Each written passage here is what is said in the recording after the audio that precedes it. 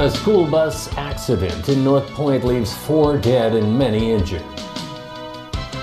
MTR Corporation begins opening up concrete at Hong Hom Station platforms.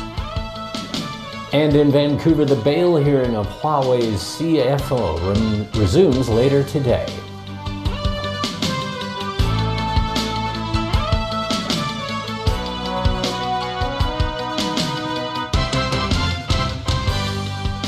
Good evening. A school bus accident in North Point this afternoon left at least 4 people dead and around a dozen injured.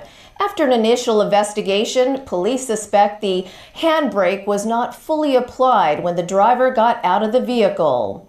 And the school bus slid down a slope, hitting many pedestrians. Our Haley Joe has more. Chaos everywhere and blood stains on the ground. At around 2 p.m., a 19-seat school bus rammed into a building in North Point. It hit a number of cars, passers-by, and shops along the way. Someone died on the spot. Some others were left unconscious.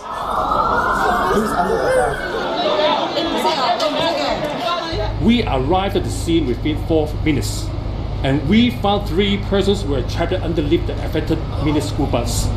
The urban search and rescue team was deployed, and all trapped persons were rescued within 20 minutes. 7 of them are of severe injury, including major fractures, severe bleeding, while others sustained injuries such as abrasion and other minor alignment. The driver is seriously injured.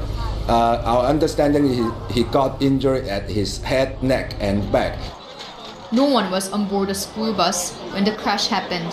The driver tried to stop the vehicle. While he was running in front of it, he got trapped under the vehicle. The police said the school bus was parked on Chung Hong Street before it slid down the slope. The vehicle hit 2 taxis on Kings Road and also crashed into a shop here on Hay Wo Street. This shopkeeper heard a massive bang, followed by a few loud wails before he went out and witnessed the crash. I turned my head and saw that it crashed onto the pavement, said this witness. He noted the school bus was running at around 30 kilometers per hour at the time, before it hit many people and caused a lot of screams. About a dozen people were rushed to Rutonji Hospital and Pamela Yud Netherson Eastern Hospital for treatment. The person in charge of the company that operates the school bus said the vehicle is roughly 3 years old and had undergone inspection in August. She noted the driver had demonstrated a good attitude before the incident. Haley Joe, TBB News. A city bus driver has been slapped with a 2.5-year jail term in connection with a fatal bus crash last year. He also has had his driving license suspended for 5 years. The bus crash in Shamshui Po in September last year left 3 people dead and 30 others injured. A 44-year-old driver earlier admitted to charges including dangerous driving causing death.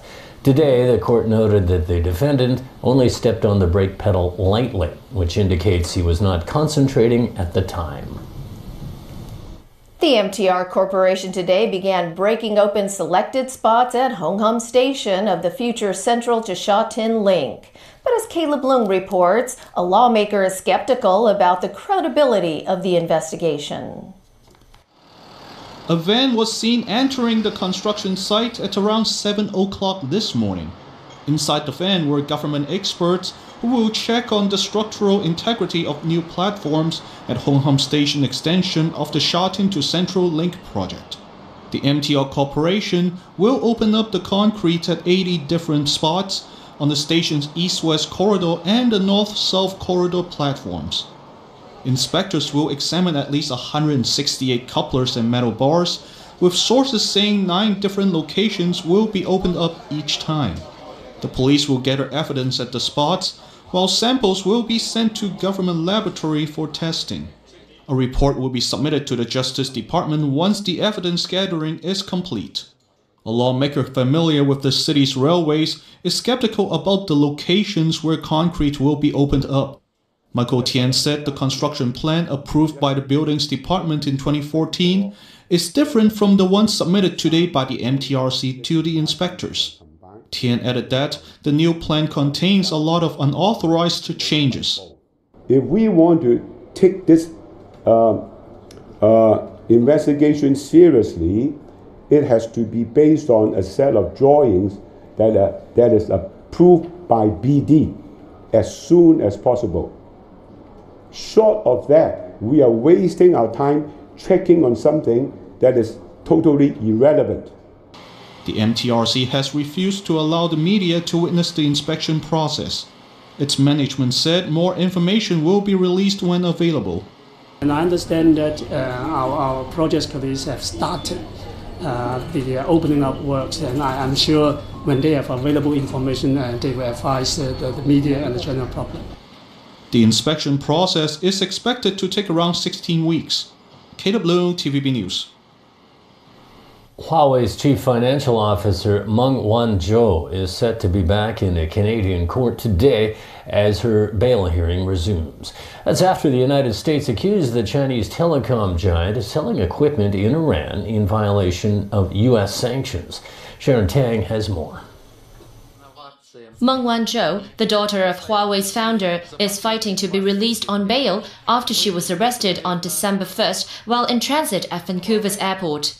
In a sworn affidavit, Meng stressed she has been suffering from hypertension for years and was taken to hospital for treatment after being detained. She's also having difficulties eating solid food, especially after undergoing surgery for her thyroid cancer, and she also has sleep apnea. Meng said she is innocent of the allegations against her and she will contest them at trial in the United States if she is surrendered there. She highlighted her 15 years of long-standing ties with Vancouver, adding the significant amount of property she holds in the city. Her family also sought leave to remain in Vancouver if she was granted bail, according to court documents. And her husband was quoted as saying he plans to bring the couple's daughter to Vancouver to attend school during the proceedings. The 46-year-old faces accusations that she misled multinational banks about Huawei's control of a company operating in Iran. The US also alleged Huawei of using a Hong Kong shell company Skycom to sell equipment in Iran in violation of US sanctions. Locally, concerns grew over reports that Meng Wanzhou has been issued 3 SAR passports over the past 11 years. Security Chief John Lee explains the circumstances where using multiple passports is allowed. The occasion when one may be using both an old and new passport will be when the old passport contains a visa which remains valid despite the cancellation of the old passport. Then the person will have to produce both the old and new passport. The most important thing is at any one time, an SAR passport holder can only hold one valid passport. Meanwhile, China has demanded Meng's immediate release while summoning the US ambassador to China in a protest over the arrest. Today, in another blow to Huawei, Japan joined a number of Western countries to effectively exclude the telecom giant and ZTE from public procurement due to security concerns. Sharon Tang, TVB News. The European Court of Justice has officially ruled that Britain can stop the Brexit process. This emergency judgment comes one day before MPs are due to vote on Theresa May's Brexit deal.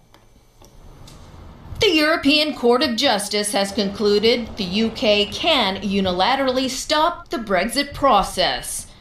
What's more, the court decided that Britain can revoke the Article 50 process without approval from the other 27 EU member states.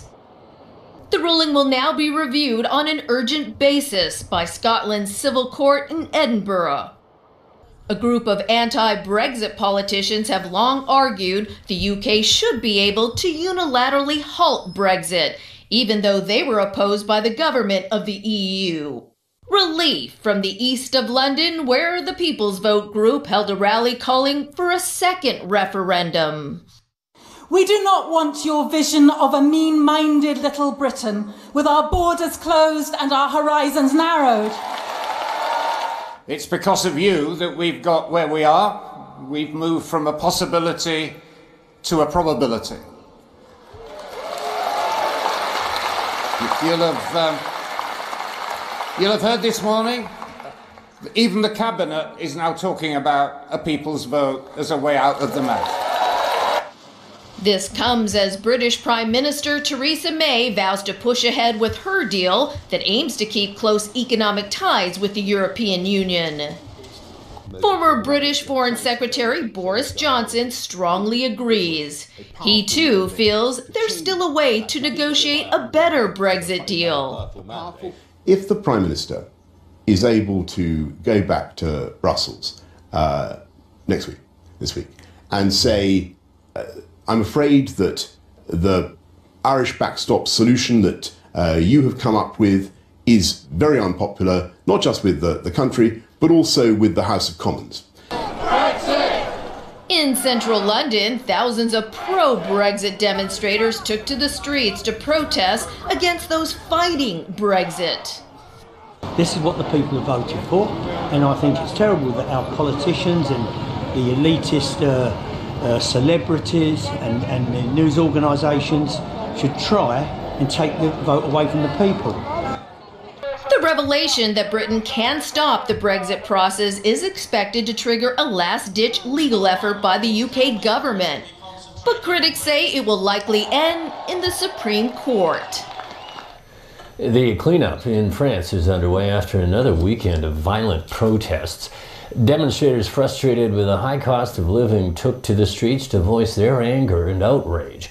In an effort to quell the anger of the so-called Yellow Vest movement, President Emmanuel Macron will address the nation. Peter Cobeas has details. The City of Lights is now in disarray. Cleaners in Paris wipe away the evidence of the previous day's distress. Saturday's violent protests led to Sunday's massive cleanup. What started as a protest over fuel tax rises weeks ago has evolved into a rebellion against French President Emmanuel Macron. Many people feel his policies favor the rich. This lady says there's inequality in the country and there are too many taxes. Others say the wage gap is too large.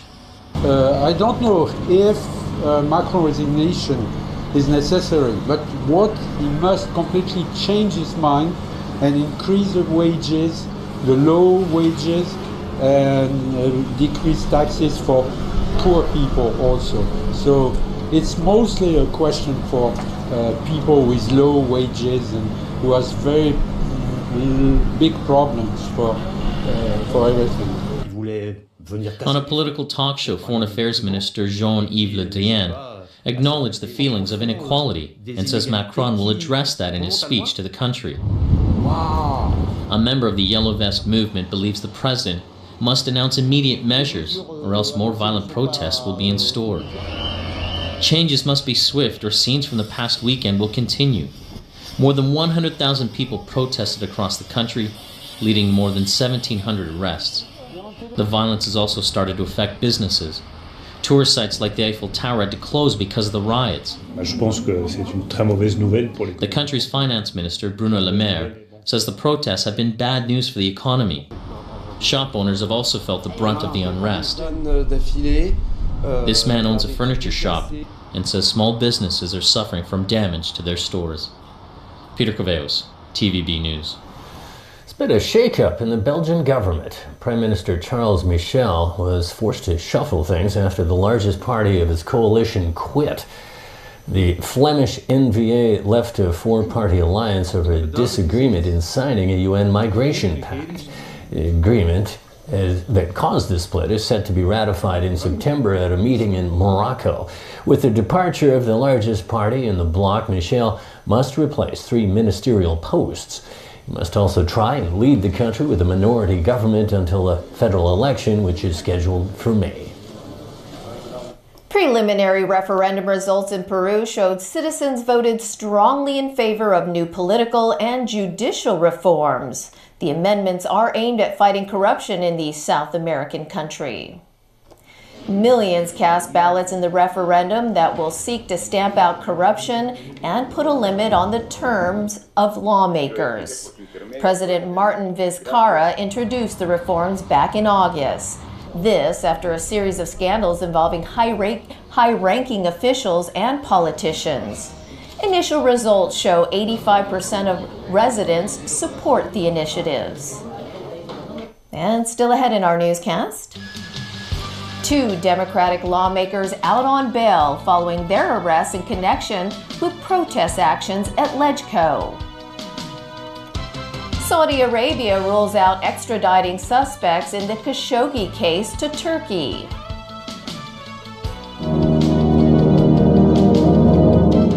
And the largest number of tubas played at the same time.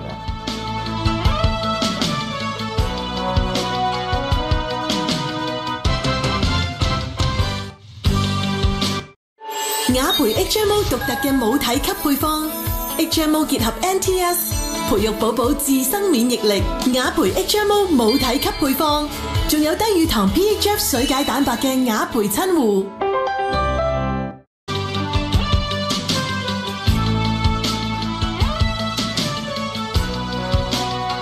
Welcome back to TVB News. 2 Penn Democratic lawmakers were arrested this morning on charges of obstructing LegCo officers and common assault. They claim they're being targeted by the government. Haley Joe reports. Democratic Party lawmakers Andrew Wen and Lam Chok-ting were arrested and charged with obstructing LegCo officers, while Wen is also facing another charge of common assault. Fellow pan-democratic lawmakers, along with dozens of citizens, showed their support outside police headquarters in Wan Chai. The 2 arrested lawmakers denied the allegations. Mrs. Carrie Lam tried her very best to suppress the Democratic camp by disqualifying the councillors, by prosecuting 2 of us. And I do think that Mrs. Carrie Lam just tried to follow the instruction of the central government. Wen and Lam received a notification from police last week that they would be arrested today. It came 6 months after the alleged unlawful behavior took place during debate over the co-arrangement bill for the high-speed rail link. Subsequently, the security guards expelled us from the chamber. And to my understanding, because we refused to leave the chamber as soon as possible, that is an offense that we have already obstructed, so-called obstructed, the Legislative Council officers for exercising their duties. The pair have now been released on bail. They're expected to appear at the Eastern Magistracy at 9:30 a.m. tomorrow.